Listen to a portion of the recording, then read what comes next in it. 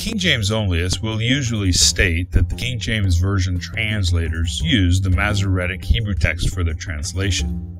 But when they are presented a verse where the King James translation does not say the same thing as the Hebrew of the Masoretic text, they will usually say something like, "But which Masoretic text are you using?" There are many different versions, and the King James Version translators must have been using a different version. So, which version of the Masoretic text did the King James translators use? The Hebrew texts of the Bible were originally written with only the 22 letters of the Hebrew alphabet, which only represented consonantal sounds. Examples of this type of writing can be found in the Dead Sea Scrolls.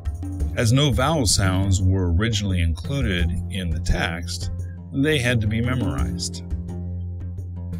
Around the 10th century AD, a group of Jewish scribes called Masoretes created a system of dots and dashes called nikudot, or vowel pointings, and added these to the Hebrew text. These vowel pointings served to supply the vowel sounds to the text in order to codify the pronunciation. The Masoretes also included notes in the margins of the text.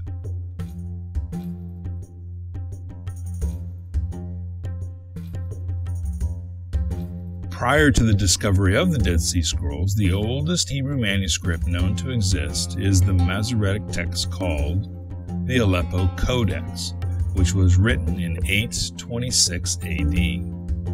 This text is considered the most authoritative Hebrew manuscript, and all future editions are based on this text.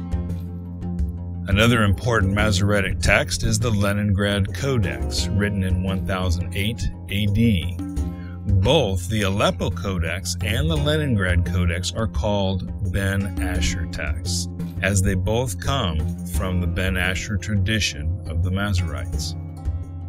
Both of these texts are virtually identical, the only difference being paragraph locations and vowel pointings, but the actual texts themselves are identical. As an example, on the left is the Aleppo Codex. On the right is the Leningrad Codex. Psalms 113 verse 1 is highlighted in both manuscripts, and as you can see, they are identical. In 1947, portions of the Aleppo Codex were burned in a fire, so the Leningrad Codex is used as the authoritative text for those missing portions. The next major additions to the Masoretic text are the Mikraot Gedolot, meaning Rabbinic Bibles. These Hebrew texts are again identical to the Aleppo and the Leningrad Codexes, but include variations in the vowel pointings, paragraph locations, and the marginal notes. But in addition, the Rabbinic Bibles included commentaries.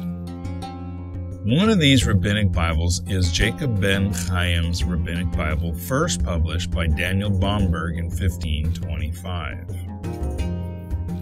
It is this Ben Chaim Rabbinic Bible that the King James translators used for their translation.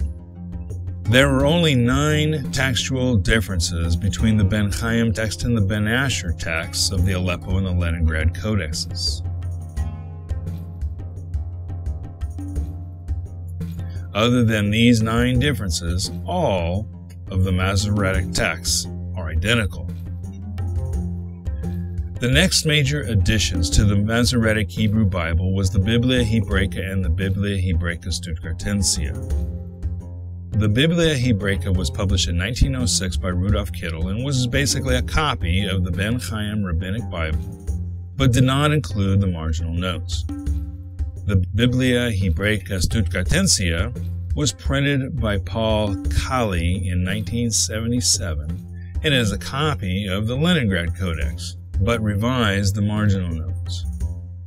In both cases, the Hebrew texts of the Biblia Hebraica and the Biblia Hebraica Stuttgartensia are identical to each other and to the Ben Chaim and the Ben Asher texts. The bottom line is that while there are many different versions of the Masoretic text, they are all the same when it comes to the text itself.